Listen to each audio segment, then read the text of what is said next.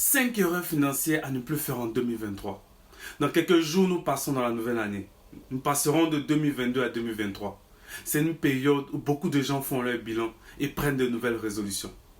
Alors vous qui me regardez, quelle bonne résolution allez-vous prendre encore cette année? Quel engagement envers vous-même allez-vous prendre pour améliorer votre vie financière? Dans cette vidéo, voici 5 erreurs financières à éviter absolument pour la nouvelle année.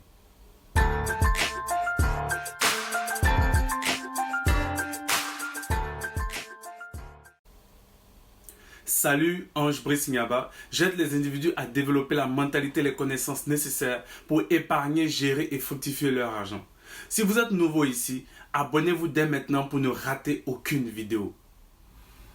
5 erreurs financières à ne plus faire en 2023. La première erreur, l'absence de gestion financière. Qui dit gestion financière dit gestion de votre argent et de vos biens afin d'atteindre vos objectifs financiers. Qu'est-ce que vous faites de votre argent? Comment vous le dépensez? Est-ce que vous faites un suivi de vos revenus, de votre épargne et de vos dépenses? En 2023, vous ne pouvez pas continuer à vivre au jour le jour, à dépenser sans compter, sans budgétisation, sans planification. Bien au contraire, votre réflexe doit être d'établir un budget, c'est-à-dire de dresser la liste de vos revenus et de vos dépenses. Budgétiser vos entrées et sorties d'argent vous permettra de faire de meilleurs choix et de lutter contre les achats impulsifs. C'est-à-dire des achats que vous faites. Généralement, les gens vont dire, je suis sorti, j'ai vu un truc qui me plaisait, je n'avais même pas envie d'acheter, puis bon, je ne sais même pas pourquoi je l'ai fait, je vais acheter. De lutter contre les dépenses hasardeuses. En 2023, apprenez à évaluer vos revenus. Apprenez à évaluer vos besoins financiers et à déterminer la somme exacte dont vous avez besoin pour toutes vos dépenses. La deuxième erreur, répondre à toutes les sollicitations financières. Lorsque je parle de sollicitations financières, je parle des demandes d'aide financière, des prêts d'argent qui viennent souvent de nos cousins, des oncles ou des tantes, souvent même qu'on n'a jamais vu, d'amis, de parents, de notre communauté religieuse ou encore de collègues. Ce n'est pas mauvais d'aider son prochain. Là, je ne parle pas d'aider ses parents, sa famille ou d'honorer ses parents. Je ne parle pas de soutenir des proches en cas de décès. Mais je dis juste, ne confondez pas générosité et naïveté.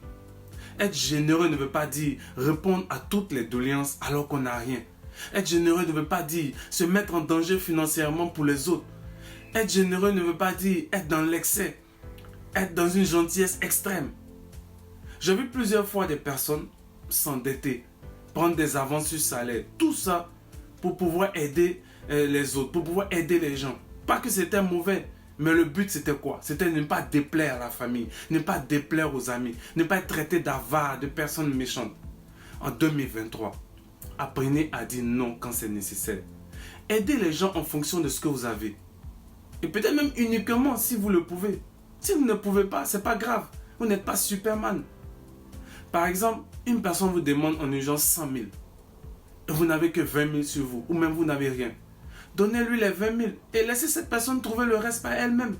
Vous n'êtes pas la seule personne sur la terre à pouvoir l'aider. Si vous avez quelque chose à faire, par exemple, avec vos 20 000, dites simplement, j'aurais bien voulu t'aider, mais mon budget ne me permet pas de le faire. Et c'est une phrase très importante. Et surtout, ne laissez personne vous mettre la pression pour ces problèmes d'argent. L'urgence des autres n'est pas forcément votre urgence. La troisième erreur, ne pas épargner. Généralement, on dira que l'épargne, c'est la partie du revenu qui, pendant une période donnée, n'est pas dépensée. Donc, en gros, on va dire une somme d'argent que vous mettez de côté, généralement chaque mois. Beaucoup d'entre vous n'ont pas d'épargne. Ou même s'il y a une épargne, l'utilisent pour faire face aux charges quotidiennes. En 2023, apprenez à mettre l'argent de côté. En 2023, apprenez à faire des économies. Commencez par vous payer en premier. Commencez par des petites sommes. Même si vous ne disposez pas de ressources importantes pour épargner, même si vous n'avez pas un gros salaire, même si vous n'avez pas de gros revenus, mettre 100 francs, 1000 francs, 1 euro, 10 euros de côté, ou mettre 1000 euros, 100 000 francs de côté. Dans les deux cas, c'est épargner. Chacun à son rythme, chacun avec ses revenus. L'argent mis de côté un peu chaque mois finit à long par devenir une épargne conséquente. Épargner, ça s'apprend. Ce n'est pas facile. Ça demande de la discipline. Et nous en arrivons à la quatrième erreur. Quatrième erreur, ne pas avoir une discipline financière. La discipline, c'est un ensemble de règles de conduite que s'impose une personne. C'est un choix volontaire. Ça ne vient pas de l'extérieur. Gagner plus d'argent, ce n'est pas pour les gens lâches. Ce n'est pas pour ceux qui abandonnent à la moindre difficulté. En 2023, si tu veux augmenter tes revenus, cela te demandera de faire des choses que tu n'apprécies pas forcément. Par exemple, lire des livres, faire un reporting financier journalier, établir un budget, t'éduquer financièrement, optimiser tes dépenses, etc. La discipline financière demande des efforts constants et réguliers. Cinquième erreur, confondre l'argent du business avec votre poche. Là, je m'adresse aux entrepreneurs. Peut-être que votre business marche bien, mais bizarrement, à la fin du mois, le bénéfice est faible ou même il n'y a pas de bénéfice. Ou alors, dès que l'argent rentre, vous le bouffez, comme on dit en Côte d'Ivoire ou en Afrique généralement. En 2023, arrêtez d'utiliser l'argent de votre business pour honorer des engagements personnels. Cultivez une discipline financière, de sorte à avoir une idée exacte de vos entrées et sorties d'argent concernant votre business. Commencez aussi à vous payer un salaire pour ne pas dépenser l'argent, pour ne pas dépenser le fruit de vos activités, pour ne pas dépenser le fruit de votre business. Notez soigneusement toutes vos entrées et vos dépenses, surtout les frais cachés. Quand je parle de frais cachés, je parle des frais de transport, de communication, des pourboires, les frais de rendez-vous. Oui, vous faites du business, vous êtes entrepreneur, vous avez des rendez-vous, vous donnez des pourboires, vous vous déplacez et ces frais-là, notez-les. Parce que souvent on oublie de le faire. Pour résumer, en 2023, apprenez à gérer votre argent, à dire non quand c'est nécessaire, à épargner, à cultiver une discipline financière.